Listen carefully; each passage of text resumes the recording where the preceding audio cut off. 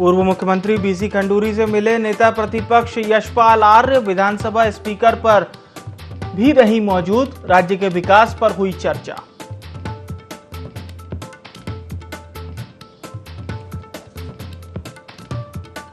पौड़ी में scout and guide को मिला प्रशिक्षण केंद्र। जिलाधिकारी ने किया भवन का लोकार्पण। कई वर्षों से चल रही थी प्रशिक्षण केंद्र की मांग।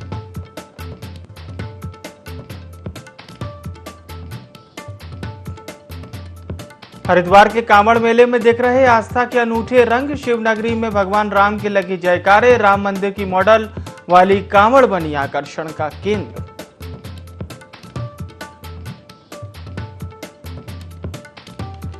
और लैंसडौन की दुगड्डा रेंज में महिला को गुलदार ने बनाया निवाला। महिला की मौत पर भड़के ग्रामीणों की मांग, गुलदार को करो शूट।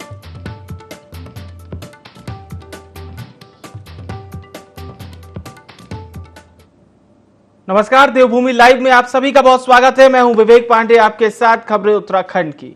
उत्तराखंड के मुख्यमंत्री पुष्कर सिंह धामी ने बियॉन्ड द मिस्ट्री वेल पुस्तक का विमोचन किया। इस पुस्तक की लेखक पूर्व IAS आराधना जौहरी हैं। पुस्तक में उत्तराखंड के सभी मंदिरों की जानकारी दी गई है।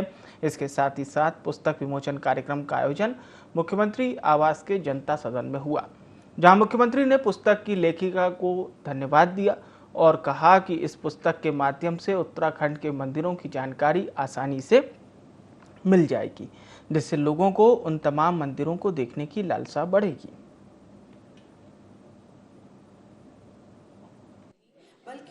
मैंने गिने तो नहीं है, लेकिन लगभग 800 से 1000 टेम्पल्स हैं और कुछ को मैंने विवरण किया है, डिटेल, माइथोलॉजी, आर्किटेक्चर, हिस्ट्री, और कुछ को मैंने सूचीबद्ध किया है कि यदि कोई और इंटरेस्टेड हो इस काम को आगे बढ़ाने के लिए तो वो भी कर सकते हैं, या भगवान की मर्जी मुझे कभी और टाइम मिला तो उसको और कवर किया जा सकता है। बियॉन्ड द मिस्ट्री वेल पुस्तक हमारे उत्तराखंड के सभी पौराणिक स्थान, सभी धार्मिक स्थान और हमारे यहाँ की सभी कलाकृतियाँ, उन सब पर आधारित पुस्तक है, जिसकी लेखिका आराधना जौहरी स्वयं यहाँ की DM रह चुकी हैं। उनके पूज्य पिताश्री भी यहाँ के DM रहे हैं।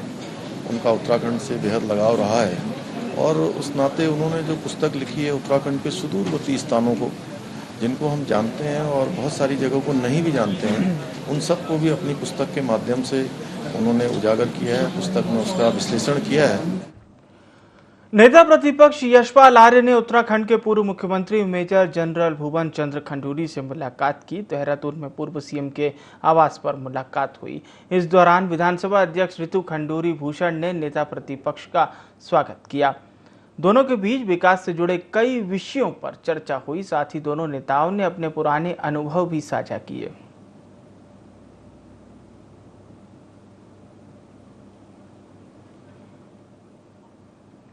टनकपुर के किरोड़ा नाले में स्कूल बस बहने की घटना से पुलिस प्रशासन अलर्ट पर है। इस दौरान बस में सवार चालक और परिचालक की जान बच गई थी, जिसको लेकर SP देवेंद्र पिंचा ने बताया कि हर नाले के पास पुलिस को तैनात किया जाएगा, जिससे कोई भी दुर्घटना को होने से रोका जा सके। वहीं टनकपुर पूर्णागिरी मार्ग पर 4 से 5 बरसाती नाले पड़ते हैं। इन नालों में बरसात के समय काफ़ी तेजी से पानी बहता है, जिसके कारण जानमाल की हानि की संभावना बनी रहती है। बता दें कि यह नाला 10 से ज्यादा गांवों को जोड़ता है।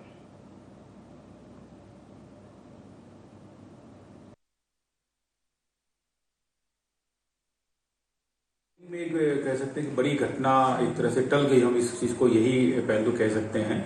लेकिन ये हमारे लिए एक सबक है कि भविष्य में ऐसी घटनाएं ना हो, इस तरह की बात ना हो। इसको ध्यान में रखते हुए एक तो जितने ये रोकड़, जितने नाले हैं, जितने रपटे हैं, इसमें एक तो हम वार्निंग के साइंस लगा रहे हैं। साथ साथ में जो मेन जगह पर है, जहां पर जो बड़े नाले आते हैं, वहां पर पुलिस की व्यवस्था कर रहे हैं कि पिकेट वगैरह लग जाए, ताकि जो गाड़ियां आ रही है उनको रोक के वापस किया जा सके। साथ साथ में लोगों को जागरूक भी कर रहे हैं, अनाउंसमेंट भी करवा रहे हैं। जहां पर जैसे ही पहाड़ में अधिक बरसात होती है, नाले के जब बढ़ने लगते हैं, तो अनाउंस भी करा रहे हैं कि लोग उस एरिया में रूट में जाने से बचें। और तो आपने सुना क्या कुछ कहना था SP का। और हमारे साथ इस खबर पर हमारे संवाददाता लक्ष्मण जुड़ चुके हैं। लक्ष्मण, ये जो तस्वीरें हमारे सामने आई थी और उन तस्वीरों में दिखाई दे रहा है कि किस तरह से ये बस पानी के तेज बहाव में बह जाती है। हालांकि पुलिस प्रशासन की ओर से तमाम गाइडलाइंस भी लोगों के लिए जारी की गई है। मैं चाहूंगा उसकी जानकारी हमारे दर्शकों तक पहुंचाइए आप।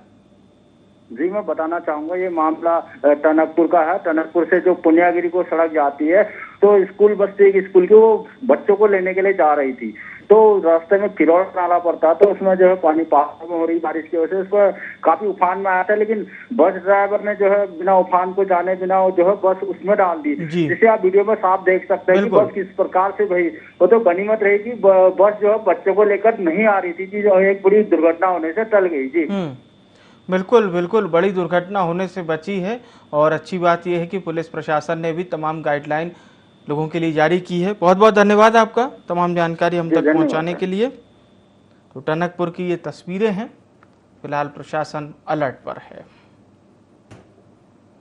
हरिद्वार में कांवड़ मेले में आस्था के अनूठे रंग देखने को मिल रहे हैं। शिव नगरी में भगवान राम के जयकारे लग रहे हैं। अयोध्या के राम मंदिर की थीम पर बनी कांवड़ आकर्षण का केंद्र बनी हुई है। गुड़गांव से कांवड़ियों का ग्रुप इसे लेकर पहुंचा। बीते कई महीनों की मेहनत के बाद इसे तैयार किया गया। रथनुमा राम मंदिर को देखकर हर कोई भगवान राम के जयकारे लगा रहा है।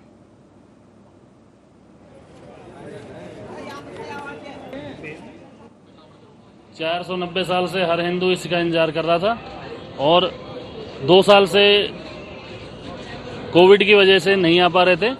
हम तो 2 साल पहले प्लान करे बैठे थे।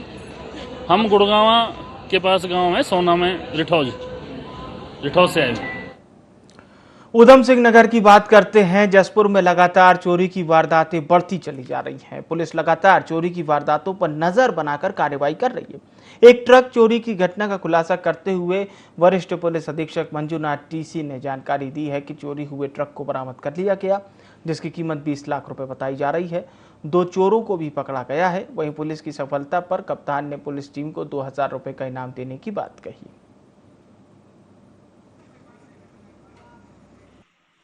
15 और 16 की रात के इंटरवेनिंग रात्रि को उनका ट्रक को चोरी हो गया करके। काफ़ी महंगा ट्रक है, 20 लाख रुपए का महंगा का ट्रक है, तो इसलिए बहुत सीरियसली हमने टीम मतलब इस मामला को लिया। तत्काल एफआईआर पंजीकृत कर लिया गया। एफआईआर पंजीकृत करते ही विभिन्न टीमें बनाई गई। मैनुअल, टेक्निकल और सर्विलांस के आधार पर काम कर रहे थे हमारे सारे टीमें।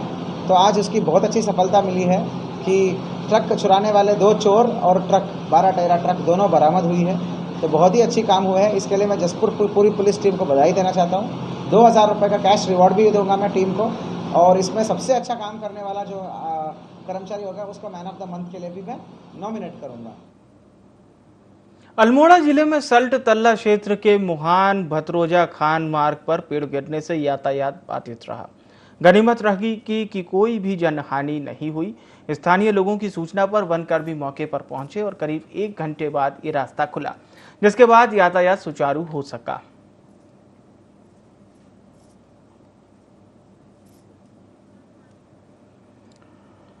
उधम सिंह नगर के पुलभट्टा क्षेत्र में डीजल से भरा टैंकर अचानक अनियंत्रित होकर पलट गया। गोला पुल पर टैंकर पलटने के बाद हजारों लीटर डीजल बर्बाद हो गया। इस दौरान टैंकर में भीषण आग लग गई और देखते ही देखते डीजल का टैंकर आग के गोले में बदल गया।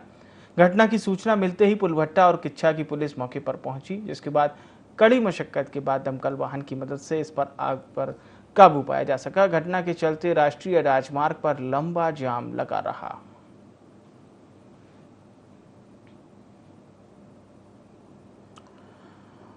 पौड़ी में स्काउट एंड गाइड को अपना भवन और प्रशिक्षण केंद्र मिल गया है। जिलाधिकारी डॉक्टर विजय कुमार जोगदंडे ने भवन का लोकार्पण किया। इस दौरान उन्होंने प्रशिक्षण केंद्र में अन्य सुविधाओं के लिए 1 लाख रुपए देने की भी घोषणा की। उन्होंने कहा कि स्काउट गाइड पर हर वर्ष कार्यक्रम करने में दिक्कतों का सामना करना पड़ता था।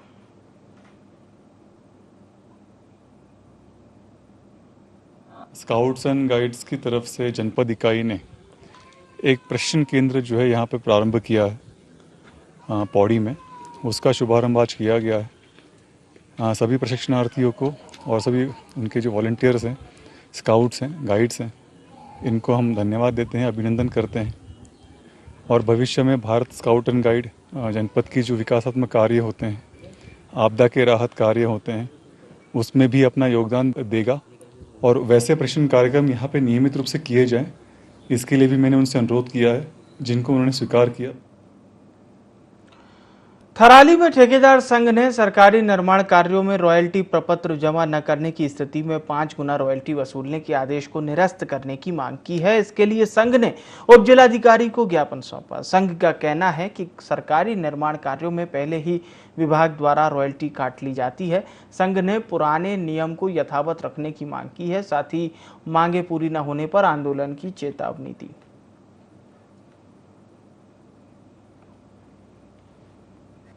एक शासनादेश जारी किया गया है जिसमें ये कहा गया है कि जितने भी निर्माण कार्य हो रहे हैं ठेकेदारों के द्वारा, छोटे मझोले ठेकेदारों के द्वारा जो कार्य किए जा रहे हैं, उसमें उप खनिज परिवहन वहन पत्र 11 जो होगा, जे फॉर्म 11, उसके बिना जो है बिलों का भुगतान नहीं होगा। अगर वो फॉर्म संलग्न नहीं होगा तो ठेकेदार के बिल से 5 गुना कटौती अथवा 2 लाख के जुर्माना लगाने का प्रावधान ये शासनादेश में किया गया है। रॉयल्टी के संदर्भ में था, जब पहले से ही पीडब्ल्यूडी में ऐसी व्यवस्था बनी हुई थी, शासन द्वारा ऐसी व्यवस्था बनाई गई थी जिसकी रॉयल्टी पीडब्ल्यूडी वर्किंग एजेंसी जो भी होती है वो उसकी रॉयल्टी काट लेती है। उसके जितना वर्क होता है उसका मेजरमेंट करके उसमें जितनी उसकी क्वांटिटी निकलती है उसके अकॉर्डिंग पहले भी संबंधित विभाग उसकी रॉयल्टी काट देता था। तो अचानक ही आज इस टाइप का फरमान कैसे लागू कर दिया गया है, और इसी के साथ सभी ठेकेदारों का और कहीं ना कहीं प्रशासन की कहीं ना कहीं यहाँ पर चूक रही है, जो सभी को विश्वास में लेकर के इन निर्णयों को नहीं लिया गया। नवनियुक्त जिलाधिकारी सोनिका ने पत्रकारों से रूबरू होते हुए अपनी प्राथमिकता गिनवाई। इस दौरान उन्होंने बताया कि उनकी पहली प्राथमिकता स्मार्ट सिटी के कार्यों को जल्द से जल्द पूरा कराना रहेगी। इसके साथ ही साथ उन्होंने कहा कि अवैध खनन हो या फिर ओवर रेटिंग, सभी पर जो भी अवैध कार्य होंगे उन्हें रोक लगाई जाएगी। इसके साथ ही उन्होंने कहा कि सभी अधिकारियों के साथ बैठक कर निर्देश दे दिए गए हैं कि किसी तरह का अवैध कार्य करने वालों पर तुरंत कार्रवाई हो। उनके इश्यूज आते हैं वो त्वरित। जब मैंने पिछले हफ्ते कार्यभार लिया था स्मार्ट सिटी का, तो कुछ मेजर इश्यूज थे जिनकी वजह से ठेकेदार आगे काम नहीं कर पा रहे थे। कुछ इश्यूज जो भी थे, आज की तारीख में अगर मैं कहूँ तो मैक्सिमम इश्यूज हमने रिजॉल्व कर दिए हैं उनके, और हमारी तरफ से भी हमने कोशिश करने की कोशिश कर रहे हैं कि जो भी उनके इश्यूज आते हैं वो त्वरित गति से निकल जाएं। कुछ उनके एस्टिमेट्स में रिवीजन होंगे या किसी चीज़ में होंगे, वो कुछ ऐसी चीज़ें हैं जो कि स्टक थी, लेकिन अब मुझे नहीं लगता कि वो इश्यूज आगे रहेंगे, और हम एक विद इन टाइम लाइन कोशिश करेंगे कि जो कार्य पेंडिंग पड़े हैं उन्हें कंप्लीट करें।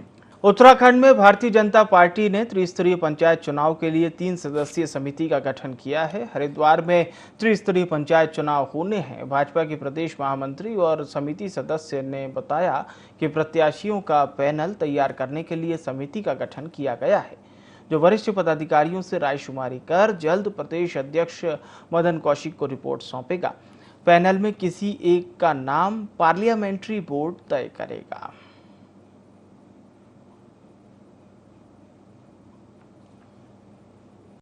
हरिद्वार में शीघ्र ही त्रिस्तरीय पंचायत चुनाव होने हैं, और माननीय प्रदेश अध्यक्ष जी ने 3 लोगों की टीम हरिद्वार के लिए बनाई है। सभी जिला पंचायत क्षेत्रों में जाकर के, और जो भारतीय जनता पार्टी के वरिष्ठ और कर्मठ कार्यकर्ता होंगे और जिताऊ कार्यकर्ता होंगे, उनका एक पैनल बना करके हम माननीय प्रदेश अध्यक्ष जी को सौंपेंगे, और उसके पश्चात ही अपने जो प्रत्याशी हैं उनको भारतीय जनता पार्टी अलग अलग जिला पंचायत क्षेत्रों में अधिकृत करेगी। हल्द्वानी के शोभन सिंह जीना बेस अस्पताल में पिछले कुछ दिनों से अल्ट्रासाउंड मशीन को लेकर लोग असमंजस की स्थिति में हैं। लोगों का आरोप है कि अस्पताल में लंबे समय से अल्ट्रासाउंड मशीन ठप पड़ी है और मरीजों को अन्य अस्पतालों के चक्कर लगाने पड़ रहे हैं। उधर अस्पताल प्रशासन का कहना है कि रेडियोलॉजिस्ट की कमी के चलते मशीन बंद पड़ी है। जल्द ही रेडियोलॉजिस्ट कार्यभार ग्रहण कर लेंगे। बता दें कि अस्पताल में बड़ी संख्या में पहाड़ के दूरस्थ अंचलों से मरीज पहुंचते हैं, लेकिन पिछले कई दिनों से अल्ट्रासाउंड न होने से मरीजों को परेशानी उठाना पड़ रही थी।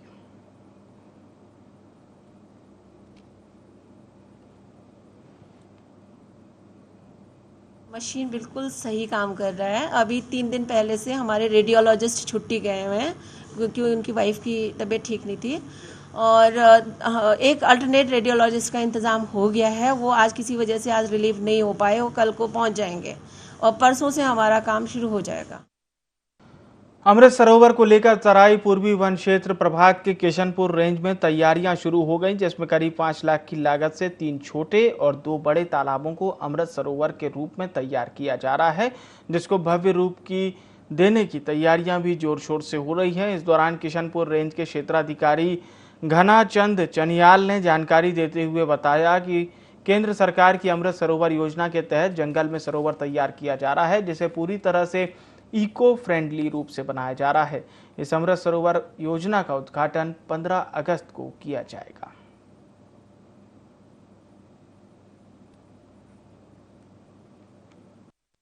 रूप से तैयारी चल रही है इसकी।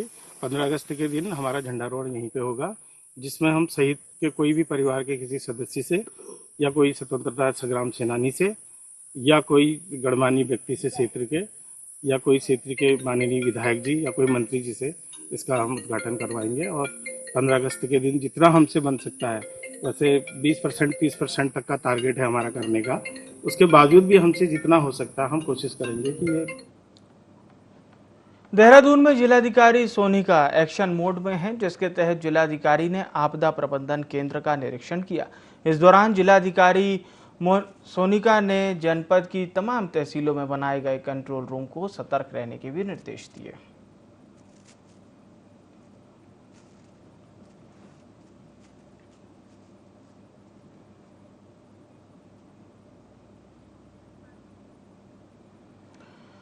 खटीमा के गांव सबोरा निवासी अपने 2 साथियों के साथ कामन नदी में मछली पकड़ने गया था, जिसके बाद युवक नदी में नहाने चला गया और देखते ही देखते लापता हो गया। घटना से क्षेत्र में हड़कंप मच गया। सूचना मिलने पर पुलिस और आपदा प्रबंधन की टीम पहुंची और मशक्कत के बाद शव को बरामद किया गया। पुलिस ने शव को पोस्टमार्टम के लिए अस्पताल भेजा।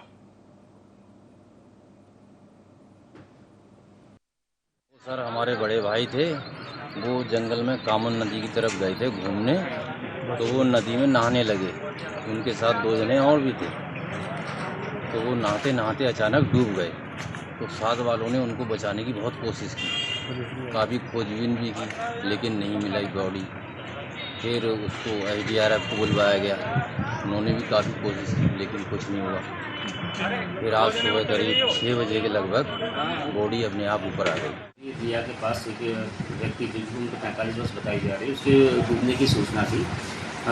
सूचना में पता चला कि उस व्यक्ति यहाँ पर मछली पकड़ने गए थे, यहाँ नदी में नहाने गया था। दोनों ही लापरवाही हैं। आज उसकी बॉडी रिकवर होगी और पोस्टमार्टम की कार्रवाई जाएगी। सरोवर नगरी नैनीताल और उसके आसपास सुबह से ही भारी बारिश का दौर जारी रहा। तेज बिजली के साथ ही बारिश का दौर जारी रहा, जिसके चलते चारों ओर कोहरे की चादर भी छाई रही। वहीं स्कूली बच्चों को भी आने जाने में परेशानियों का सामना करना पड़ा। मौसम के मिजाज बिगड़ने से ठंड भी पड़ने लग गई। बता दें कि बारिश के चलते पहाड़ों से पत्थरों के गिरने का भी डर बना रहता है।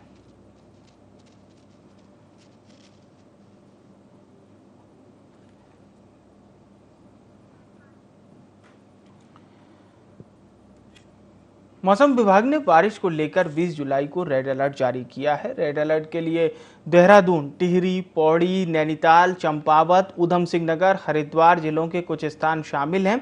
इसके साथ ही 21 और 22 को राज्य के पर्वतीय जिलों के लिए भी येलो अलर्ट जारी किया है। वहीं 19 के लिए मंगलवार को देहरादून, टिहरी, पौड़ी, नैनीताल, चंपावत, ऊधम सिंह नगर, बागेश्वर और पिथौरागढ़ में कहीं भारी तो कहीं अति बारिश होने की संभावना है।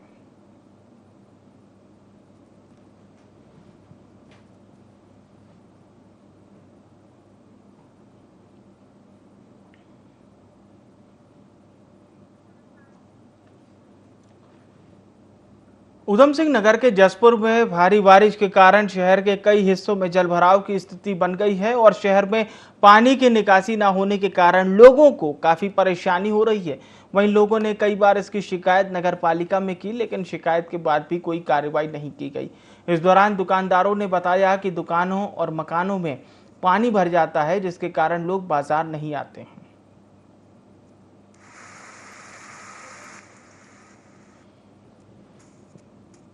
आज बरसात की पहली बारिश हुई है, लेकिन इसमें नगर पालिका प्रशासन की पोल खोलकर रख दी है। जगह जगह पानी इकट्ठा हो रहा है और सारे व्यापारियों को मतलब पूरी परेशानी का सामना करना पड़ रहा है। जिस तरीके से हल्की सी बारिश हुई है उस तरीके से पानी इतना इकट्ठा होना सही नहीं है और जो जितना भी व्यापारी है उसको हर परेशानी का सामना करना पड़ रहा है। मेरी नगर पालिका प्रशासन से अनुरोध है कि वह अपना इस चीज़ में का संज्ञान लें और देखें कि शहर में इस तरीके की समस्या उत्पन्न ना हो। शासन प्रशासन से यही मांग रहती है, जब यहाँ बरसात का मौसम होता है तो ये हमारा मेन बाज़ार है, यहाँ पर पानी इकट्ठा हो जाता है जिससे कि आवाजाही में परेशानी पड़ती है और जो हमारे ये ग्राहक दुकानदार जो हमारे हैं वो परेशान रहते हैं। जैसा इस टाइम छतरी का मौसम है, छतरी बिकने का और ये अपना रेनकोट वगैरह बिकने का, सारे दुकानदार एक दूसरे का मुँह ही देख रहे हैं, ग्राहक नहीं आ पा रहा जल भराव के कारण।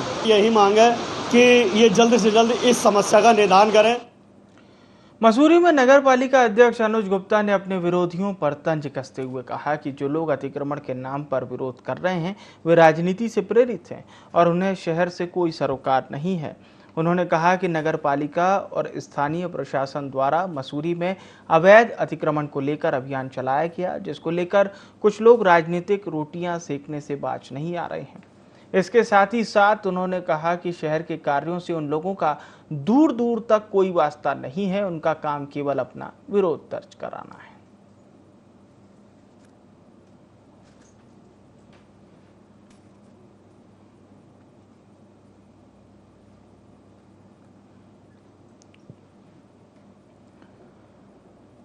टनकपुर से पिथौरागढ़ को जा रहे लोडेड कैंटर सड़क पर ढलान होने से तेजी से लुढ़कने लगा।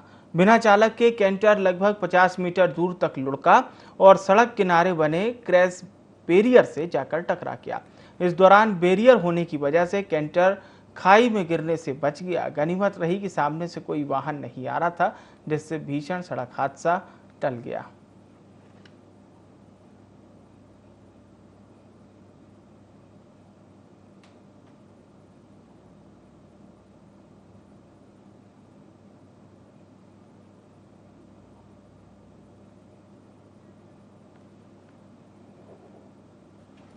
लैंसडौन वन प्रभाग के अंतर्गत गोदी बड़ी गांव में घात लगाए गुलदार ने महिला पर हमला कर दिया। बता दें कि सुबह महिला बच्चे को स्कूल छोड़कर वापस घर लौट रही थी। इसी दौरान गुलदार के हमले से महिला की मौके पर ही मौत हो गई, जिस पर ग्रामीणों ने वन विभाग को शव उठाने से मना कर दिया। ग्रामीणों की मांग की है कि शूटर को गाँव में तैनात कर गुलदार को शूट किया जाए।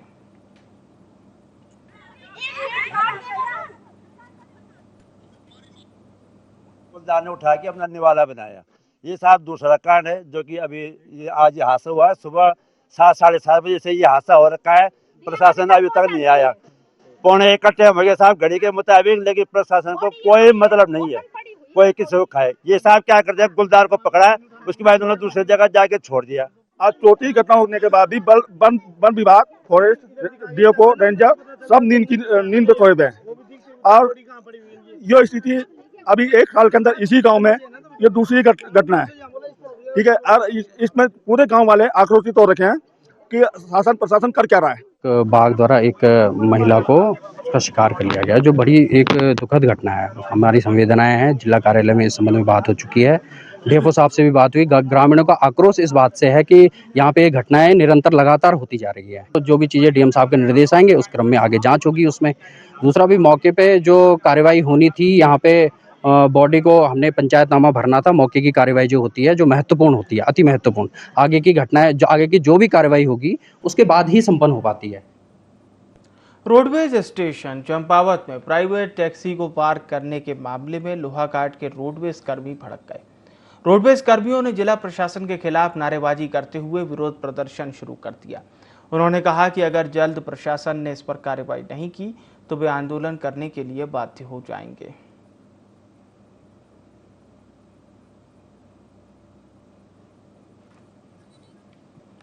बस अड्डा परिसर है, उसमें टैक्सियों का संचालन पूरी तरह से बाधित होना चाहिए, जिसमें आए दिन दुर्घटना का खतरा बना रहता है। और जिला अधिकारी महोदय द्वारा कल उसका सर्वे किया गया। कुछ विशेष तत्वों द्वारा ये कहा गया कि इसमें टैक्सी स्टैंड बनाया जाए, जो नियम से बरखिलाफ है और हाईकोर्ट का आदेश से भी जो है ये नियम से बरखिलाफ है। महोदय, जिला प्रशासन द्वारा जो चंपावत बस स्टेशन में टैक्सी स्टैंड बनाने की जो योजना है उसका परिवहन निगम के समस्त कर्मचारी संगठन पुरजोर विरोध करते हैं। उत्तराखंड के हाईकोर्ट नैनीताल द्वारा भी निर्णय दिया गया है कि प्राइवेट वाहने के स्टैंड, चाहे टैक्सी स्टैंड हो, ट्रैकर हो या प्राइवेट बस अड्डे हो, परिवहन निगम के बस अड्डों से 1 किलोमीटर दूर होने चाहिए। यदि ऐसा किया जाता है तो परिवहन निगम के समस्त संगठन एक साथ जुट होकर के आंदोलन करेंगे। कल माननीय डीएम साहब ने बस स्टेशन का निरीक्षण किया था। मैंने अपनी बात डीएम साहब से रखनी चाहिए, लेकिन डीएम साहब ने मेरी बात नहीं सुनी। डीएम साहब ने कहा मैं अपने आप ऊपर बात कर लूँगा। बस स्टेशन में, रोडवेज बस स्टेशन में किसी भी दशा में प्राइवेट पार्किंग या डग्गा मार पार्किंग, टैक्सी पार्किंग नहीं हो सकती। बस स्टेशन परिसर लगभग 100 मीटर दूर टैक्सी पार्किंग की व्यवस्था है। देवभूमि लाइव में इतना ही। मुझे यानी विवेक को दीजिए इजाजत। नमस्कार।